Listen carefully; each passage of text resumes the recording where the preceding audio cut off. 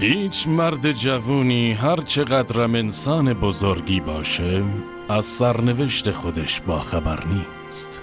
اون نمیتونه به نقشش در داستانی که در شرف وقوع بی توجه باشه. مثل همه اونم باید زندگی کنه و یاد بگیره. برای جادوگر جوونی که به دروازه های کاملوت میرسه هم همینطور خواهد بود. پسری که روزی آغازگر یک افسانه خواهد شد. اسم این جوان مرلینه.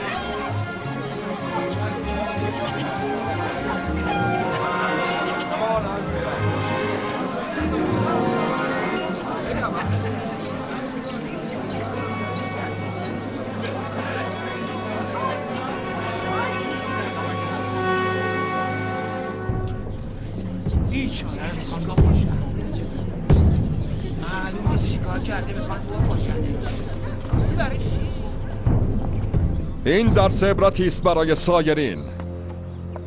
این مرد توماس جیمز کالینز به دلیل استفاده از سحر و جادو گناهکار شناخته میشه و طبق قوانین کاملوت با حکم شخصی من اوتر پنتراگون مجازات رمالی و جادوگری مرگ، اعدام در ملأ عام.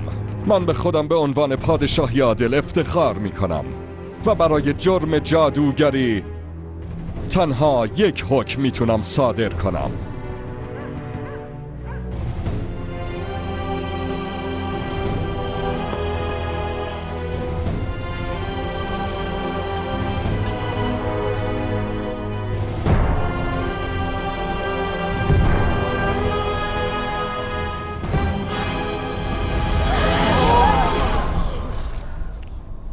وقتی به این سرزمین اومدم اینجا غرق در وحشت بود.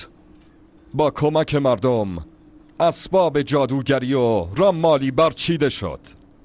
بنابراین به مناسبت 20مین سالگرد زندانی شدن اژدهای بزرگ و آزادی کاملوت از بند شیطان 2 شبانه روز جشن میگیریم.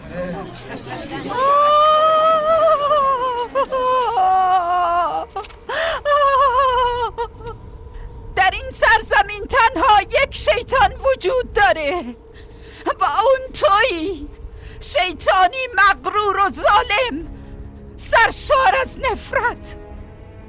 تو پسرم ازم گرفتی و من به تو قول میدم قبل از اینکه جشن شروع بشه داغدار خواهی شد. خون در مقابل خون، چشم در مقابل چشم، پسر در مقابل پسر. دستگیرش کنید. شیوه کو، شیوه کو.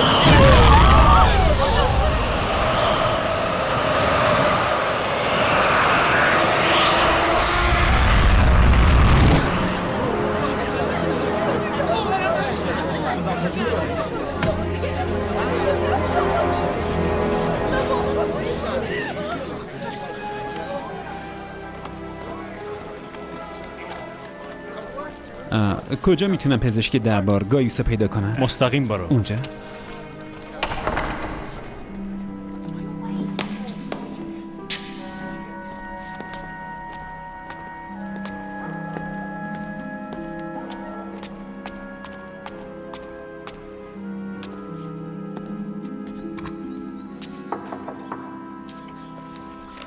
سلام.